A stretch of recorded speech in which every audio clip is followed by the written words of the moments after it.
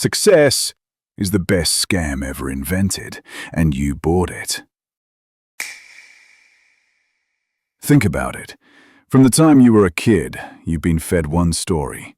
Study hard, work harder, achieve more, and one day you'll make it. That phrase, make it, is the hook that's kept generations running. But here's the twist. What if success was never about money, cars, or status at all?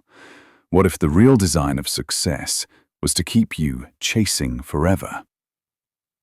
Jim Carrey once admitted, "I wish everyone could get rich and famous, so they'd see it's not the answer."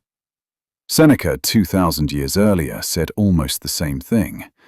It is not the man who has too little, but the man who craves more that is poor. Two voices, separated by centuries, exposing the exact same lie. Here's how the scam works. Society doesn't sell you money. It sells you images of money. The fast car, the penthouse suite, the private jet. But the truth, none of those things actually exist the way you imagine them. They're just symbols. And symbols have power only if you believe in them. Think about it. The $100 bill in your pocket is just paper. Its value only exists because everyone around you agrees to treat it as real. Success works the same way.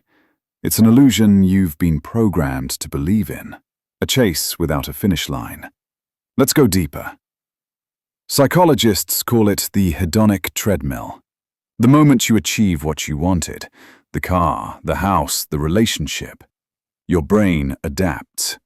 Happiness spikes, then resets, and suddenly the goalpost moves. That's why millionaires want to be billionaires. That's why billionaires want to own countries. It never ends. And here's the most sinister part. The people who profit from this endless chase aren't the ones running. They're the ones building the treadmill. Advertisers, marketers, these success coaches who promise you the secret formula. They know if you ever stopped to question the system, the entire economy would collapse. Because an economy based on dissatisfaction needs you to stay unsatisfied. Now, let me tell you a story. There was a man in Silicon Valley, a young founder. By 27, he'd sold his company for millions. By 30, he had the cars, the mansion, the freedom, and by 31, he was depressed. Why? Because the chase was over, and he realized he never actually wanted the cars or the house. What he wanted was validation, recognition, proof that he mattered. And when he got everything, he discovered something worse. The emptiness didn't disappear, it multiplied. That's the scam. You don't actually want success. You want the feeling you think success will give you. But the truth is, that feeling was never for sale. So what's the way out? Step 1. Redefine the scoreboard. If your worth is tied to numbers, you'll always lose, because numbers never end. Step 2. Study the patterns.